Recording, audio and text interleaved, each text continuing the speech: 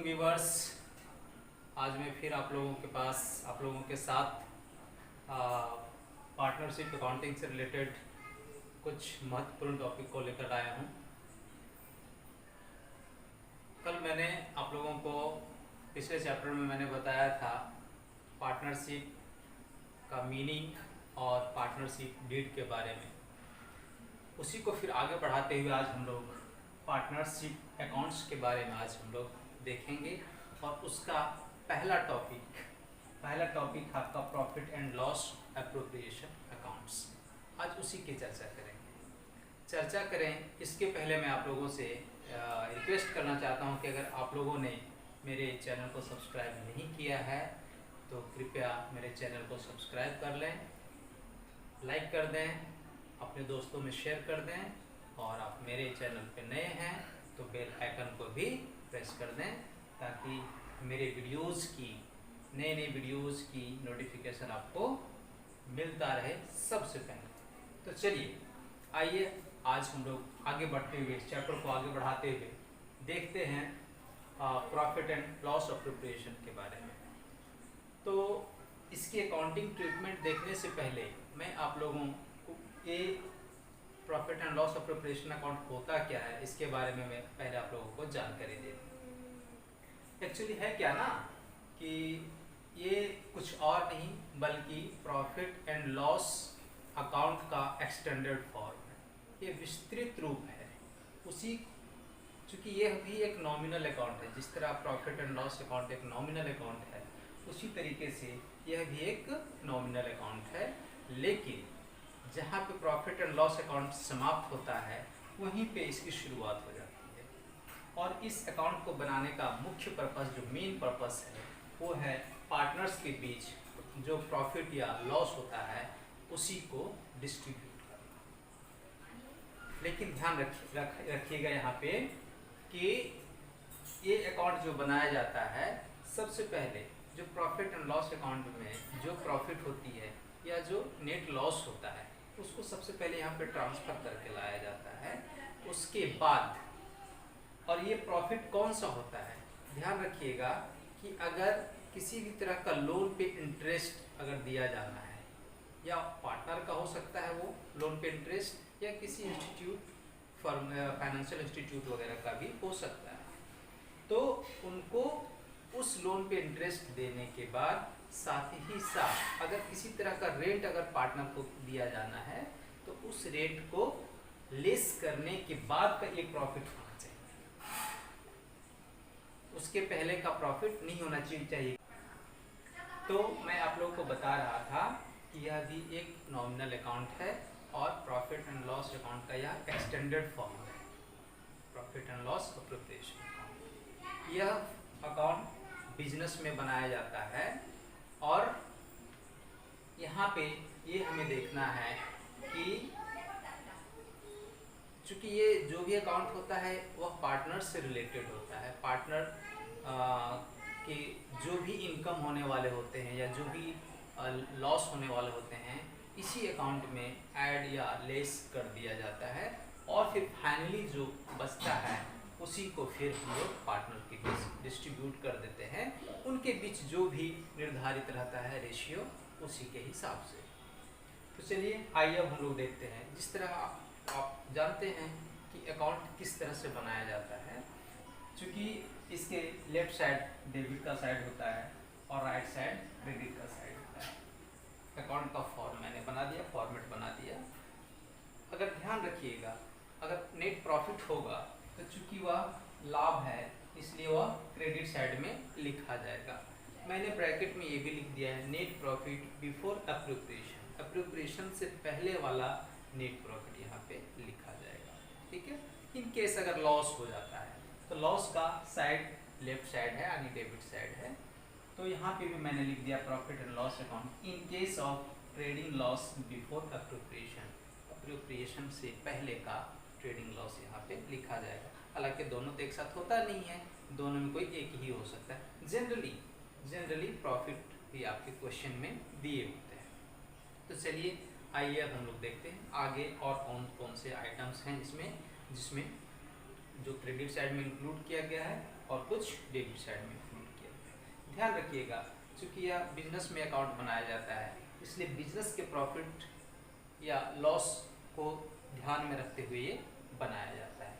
तो वैसे कौन कौन से आइटम हैं जो बिजनेस के लिए फ़ायदेमंद हैं और बिजनेस के लिए घाटा है, वो भी पार्टनर से संबंधित। तो आपको पता होना चाहिए कि एक ही आइटम है, वो है interest on drawing. Interest on drawing कल तो मैंने आप लोगों को बताया भी था कि अगर पार्टनरशिप डीड एब्सेंस है तो हमें इंडियन पार्टनरशिप एक्ट 1932 के रूल्स को फॉलो करने पड़ेंगे और वहाँ पे इंटरेस्ट ऑन लोन नहीं दिया जाता है, नहीं लिया जाता है पार्टनर से।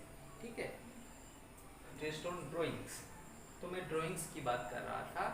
अगर ड्राइंग्स पार्टनर करता है कुछ अमाउंट का और उस पर अगर बिजनेस इंटरेस्ट लेती है, इंटरेस्ट कौन लेगा? बिजनेस लेगा, तो वो बिजनेस के लिए निश्चित रूप से फायदेमंद होगा। जितने भी पार्टनर हैं बिजनेस में, मैंने तो सिर्फ यहाँ दो का जिक्र किया है, ए और बी, ये दोनों क्या हैं? पार्टनर हैं। अगर ए ने भी कुछ ड्राइंग्स कर रखा है, बी ने भी कुछ ड्राइंग्स कर रखा है और उस पर इंटरेस्ट कैलकुलेशन करके जो टोटल इंटरेस्ट होगा वो जोड़ करके और तब यहाँ पे लिखना है।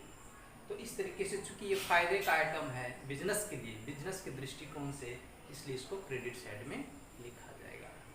और वैसा कोई आइटम क्रेडिट साइड में होने वाला नहीं है। आते हैं, बात करते हैं डेबिट साइड की। डेबिट साइड में इंटरेस्ट ऑन कैपिटल, पहला आइटम जो है वो इंटरेस्ट ऑन कैपिटल है। निश्चित रूप से ये बिजनेस के लिए खर्चा है, हानि है, लॉस है। चूँकि इंटरेस्ट ऑन कैपिटल है, कैपिटल पे इंटरेस्ट दिया जाना है, तो ये इंटरेस्ट पार्टनर के लिए फायदेमंद है लेकिन वो बिजनेस के लिए घाटा है। ध्यान रखिएगा, पार्टनर के लिए जो फायदा होगा वो बिजनेस के लिए घाटा, और जो बिजनेस के लिए फायदा होगा वो पार्टनर के लिए घाटा होगा। तो यहाँ पे इंटरेस्ट ऑन कैपिटल, कैपिटल पे इंटरेस्ट दिया जाना है, बिजनेस पार्टनर को देगी वो। तो अगर पार्टनर को इंटरेस्ट देगी तो निश्चित रूप से बिजनेस के लिए वो घाटा होगा। मैंने यहाँ पे दो ही पार्टनर का जिक्र किया हुआ है। मान लिया जाए कि ए का कैपिटल पे इंटरेस्ट यहाँ पे लिखा जाएगा कैलकुलेट करके, बी का कैपिटल पे इंटरेस्ट यहाँ पे कैलकुलेट करके लिखा जाएगा और दोनों को फिर जोड़ करके और फिर ऑर्डर कॉलम में लिखा जाएगा। नेक्स्ट हम लोग देखते हैं सैलरी। सैलरी आपको पता है, अगर कोई पार्टनर और सब पार्टनर की अपेक्षा थोड़ा ज़्यादा वर्क करता है तो इस तरह से अगर पार्टनरशिप डीड में समझौता अगर किया हुआ है कि जो पार्टनर एक्स्ट्रा काम करेगा उसको कुछ सैलरी दी जाएगी, तो उनका सैलरी यहाँ पे लिखा जाएगा। जितना भी सैलरी दी जाएगी निश्चित रूप से वो पार्टनर के लिए फायदेमंद है लेकिन वो बिजनेस के लिए घाटा है, इसलिए उसको डेबिट साइड में लिखा जाएगा। नेक्स्ट हम लोग देखते हैं कमीशन।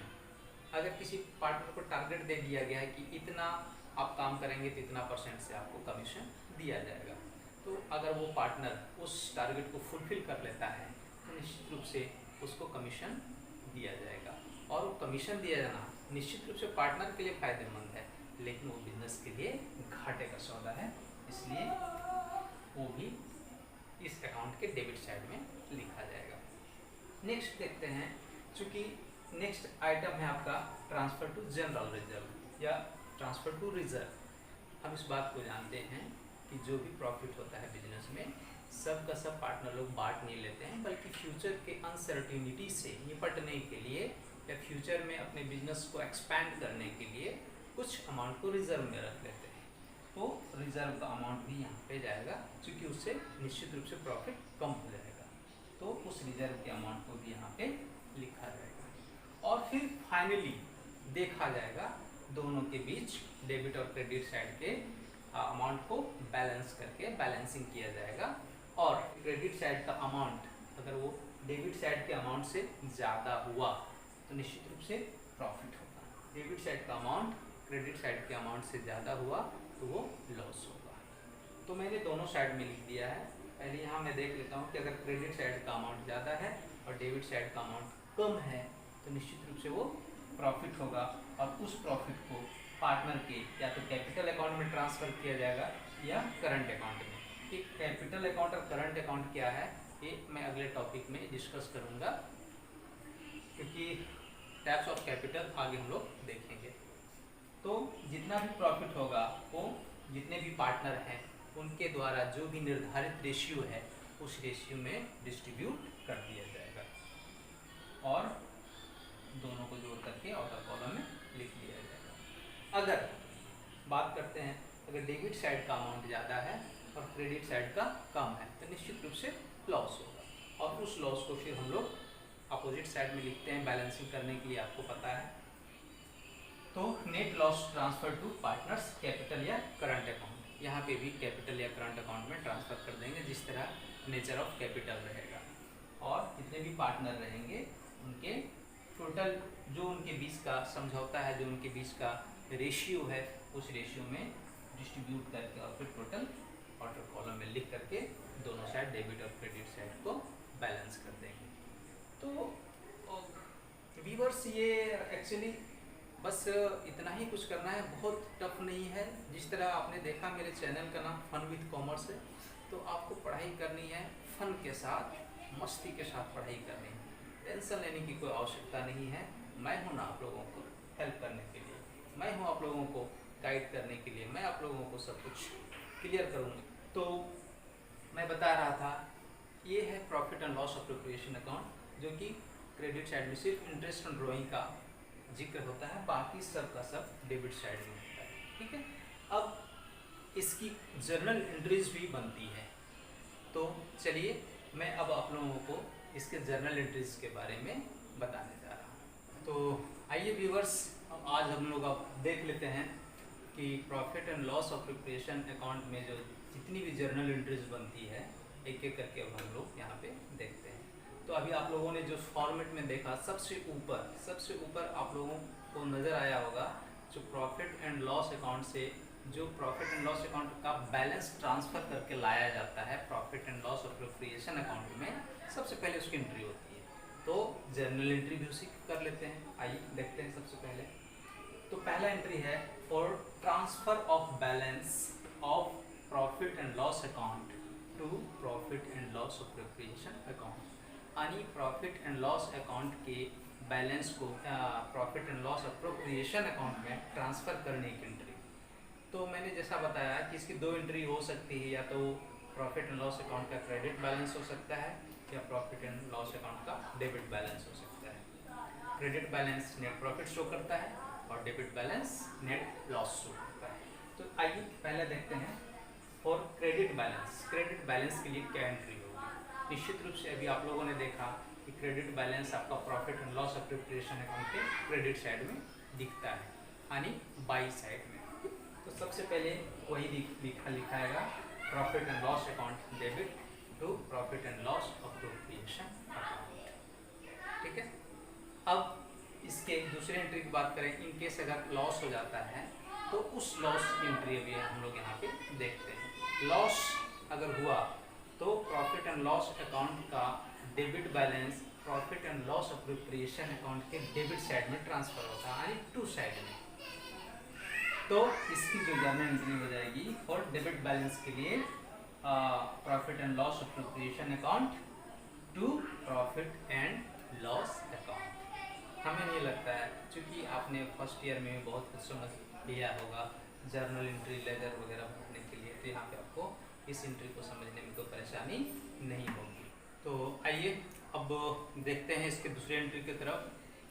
डेबिट साइड की एंट्री हम लोग पहले देख लेते हैं कि डेबिट साइड में जो भी profit and loss appropriation account के डेबिट साइड में जितनी भी एंट्रीज थी, जितने भी डेबिट साइड के आइटम्स थे, उसको हम लोग देख लेते हैं। तो पहला आइटम था फॉर इंटरेस्ट ऑन कैपिटल पे इंटरेस्ट की बात हम लोग करते हैं। तो चूँकि इस बात को हम लोग जानते हैं कि कैपिटल पे इंटरेस्ट देना बिजनेस के लिए लॉस है, लेकिन वो पार्टनर के लिए फ़ायदेमंद है। तो चलिए उसकी एंट्री अब हम लोग देखते हैं यहाँ पे। For interest allowed on capital पे जो इंटरेस्ट दिया जाता है उसके लिए, तो निश्चित रूप से ये पार्टनर के कैपिटल में ही ऐड कर दिया जाता है, चूँकि हैंड टू हैंड दिया नहीं जाता इंटरेस्ट, बल्कि जो भी इंटरेस्ट होता है कैपिटल का वो पार्टनर के कैपिटल में ऐड कर दिया जाता है। और जब भी कैपिटल में ऐड कर दिया जाएगा, कैपिटल इंक्रीज करेगा, तो निश्चित रूप से वो क्रेडिट ही होता है। आपको पता है फर्स्ट ईयर में भी आप लोगों ने पढ़ा हुआ है कि जब भी कैपिटल या लायबिलिटीज इंक्रीज करता है तो क्रेडिट होता है। और इसके अपोजिट में जब एसेट्स इंक्रीज होता है तो डेबिट होता है। तो चलिए वही देखता हूँ हम लोग। इंटरेस्ट ऑन कैपिटल, चूँकि बिजनेस में सारी एंट्री हो रही है और बिजनेस के लिए कैपिटल पर इंटरेस्ट देना लॉस है, इसलिए इंटरेस्ट ऑन कैपिटल डेबिट होगा और पार्टनर का कैपिटल या करंट अकाउंट क्रेडिट होगा। दूसरा है, अब इस चूँकि यह एक कैपिटल पर इंटरेस्ट देना एक नॉमिनल अकाउंट है और नॉमिनल अकाउंट को आपको पता है कि profit and loss appropriation account में ट्रांसफ़र कर ही दिया जाता है। तो for transfer of interest on capital to profit and loss appropriation account, इस इंटरेस्ट ऑन कैपिटल को हम लोग profit and loss appropriation account में ट्रांसफ़र करते हैं। उसकी entry profit and loss appropriation account debit to interest on capital account या current account. आइए इसकी तीसरी एंट्री की तरफ हम लोग आगे बढ़ते हैं। जो profit and loss appropriation account के डेबिट साइड का एंट्री है वो है पार्टनर्स के सैलरी या कमीशन की एंट्री। अभी मैंने बताया भी था फॉर्मेट में कि पार्टनर को सैलरी या कमीशन दिया जा सकता है अगर पार्टनरशिप डीड में इसका जिक्र किया गया है तो। चलिए मान लेते हैं कि जिक्र किया गया है, तो निश्चित रूप से सैलरी या कमीशन पार्टनर के लिए फ़ायदा है, बिजनेस के लिए लॉस है। तो बिजनेस लॉस अपने लॉस को डेबिट करेगा, सैलरी या commission account debit to partners capital account या करंट अकाउंट, चूँकि ये पार्टनर के कैपिटल या करंट अकाउंट में ऐड कर दिया जाता है जिससे उनके पार्टनर कैपिटल या करंट अकाउंट इंक्रीज हो जाता है और वो क्रेडिट किया जाता है। फिर चूँकि कमीशन या सैलरी दिया जाना एक नॉमिनल अकाउंट है और नॉमिनल अकाउंट को profit and loss appropriation account में ट्रांसफ़र कर दिया जाता है। और उसी की एंट्री, दूसरी एंट्री आपका फॉर ट्रांसफ़र ऑफ सैलरी या commission to profit and loss appropriation account. तो profit and loss appropriation account यहाँ पे डेबिट हो जाएगा और सैलरी या कमीशन अकाउंट को क्रेडिट किया जाएगा। आइए देखते हैं प्रॉफिट एंड लॉस अप्रोप्रिएशन के डेबिट साइड के चौथी एंट्री की तरफ। चौथा एंट्री आपका मैंने बताया भी था ट्रांसफ़र टू रिजर्व। रिजर्व में कुछ अमाउंट को ट्रांसफ़र कर दिया जाता है भविष्य के अनिश्चितताओं से निपटने के लिए या अपने बिजनेस को एक्सपैंड करने के लिए, बढ़ाने के लिए। तो इसकी एक ही एंट्री होगी और वो होगी profit and loss appropriation account debit to reserve या रिजर्व फंड अकाउंट। ठीक है, तो ये सारी एंट्रीज जो अभी तक मैंने बताई वो profit and loss appropriation account के डेबिट साइड में होने वाली एंट्रीज थी। अब आइए देखते हैं क्रेडिट साइड की एंट्री। और आपको पता है क्रेडिट साइड में सिर्फ एक एंट्रीज होती है और वो है इंटरेस्ट ऑन ड्राइंग्स की। सिर्फ इंटरेस्ट ऑन ड्राइंग्स ही एक ऐसा अमाउंट है बिजनेस के लिए जो बिजनेस के लिए फ़ायदेमंद है लेकिन वो पार्टनर के लिए घाटा है। तो चलिए आइए हम लोग देखते हैं। जब कैलकुलेशन कर लिया जाता है इंटरेस्ट का उसके बाद इसकी एंट्री की जाती है। तो पहली एंट्री आपकी ड्राइंग्स या partners capital account debit to interest on drawing. आपको पता है कि जब भी ड्राइंग पे इंटरेस्ट लिया जाता है बिजनेस के द्वारा पार्टनर से तो वो ड्राइंग में ही जोड़ दिया जाता है। और चूँकि आपको पता है कि ड्राइंग बिजनेस के पार्टनर के द्वारा किया गया अमाउंट है तो उससे मांगा नहीं जाता बल्कि उसके कैपिटल से ही लेस कर लिया जाता है। और जब कैपिटल से ही लेस कर लिया जाएगा तो निश्चित रूप से कैपिटल क्या हो जाएगा, घट जाएगा। और अभी मैंने आप लोगों को बताया भी था कि जब कैपिटल इंक्रीज होता है तो क्रेडिट होता है, जब डिक्रीज होगा तो डेबिट हो जाएगा। इसलिए या तो आप यहाँ पे ड्राइंग्स लिख सकते हो या फिर interest on capital, partners capital या पार्टनर्स करंट अकाउंट लिख सकते हैं। और इंटरेस्ट ऑन ड्राइंग को यहाँ पे क्रेडिट कर दिया जाएगा क्योंकि बिजनेस के लिए ये फायदेमंद है। अब यहाँ पे देखते हैं कि उस इंटरेस्ट को जो ड्राइंग पे लिया गया है उसको profit and loss appropriation account में ट्रांसफ़र कर दिया जाता है। तो इंटरेस्ट ऑन इसकी एंट्री होगी interest on drawings account debit to profit and loss appropriation account. Viewers, अब इसमें सिर्फ दो एंट्रीज बच जाती है। सारा कैलकुलेशन हम लोगों ने कर लिया, सारी एंट्रीज हम लोगों ने कर डाली, जितने भी प्रॉफिट एंड लॉस अप्रोप्रिएशन के डेबिट साइड में जितने भी आइटम्स थे सब की एंट्री हमने कर डाली। जितना क्रेडिट साइड में आइटम था उसको भी हमने देख लिया। अब सिर्फ बच जाता है या तो प्रॉफिट होगा या लॉस होगा। इन केस अगर नेट प्रॉफिट होता है तो उसके लिए एंट्री है और डिस्ट्रीब्यूशन ऑफ नेट प्रॉफिट। अगर नेट प्रॉफिट हुआ क्रेडिट साइड का अमाउंट डेबिट साइड से ज़्यादा हुआ तब, तो निश्चित रूप से नेट प्रॉफिट होगा तो नेट प्रॉफिट में पार्टनर का हिस्सा होगा और इससे पार्टनर का कैपिटल इंक्रीज हो जाएगा। तो निश्चित रूप से profit and loss of preparation account को डेबिट किया जाएगा और पार्टनर्स कैपिटल या पार्टनर्स के करंट अकाउंट को क्रेडिट किया जाएगा, क्योंकि इससे उनका कैपिटल इंक्रीज हो जाएगा। लास्ट में आते हैं, देखते हैं अगर इन केस अगर लॉस हो गया, नेट लॉस अगर हो गया तब की स्थिति में, तो अंतिम एंट्री है ये, पार्टनर्स कैपिटल अकाउंट या करंट अकाउंट को डेबिट करेंगे और profit and loss of preparation account को क्रेडिट करेंगे। क्यों? क्योंकि इससे प्रॉफिट पार्टनर्स के कैपिटल घट जाएगा, लॉस होगा। लॉस होगा तो निश्चित रूप से उनके कैपिटल से ही घटाया जाएगा और वैसी स्थिति में उनका कैपिटल घटने से उनके कैपिटल या करंट अकाउंट को डेबिट किया जाएगा, profit and loss appropriation account को क्रेडिट किया जाएगा। तो आज बस इतना ही। मैं समझता हूँ आप लोगों को बढ़िया से समझ में आ गया होगा। तो आज यहीं तक। Thank you.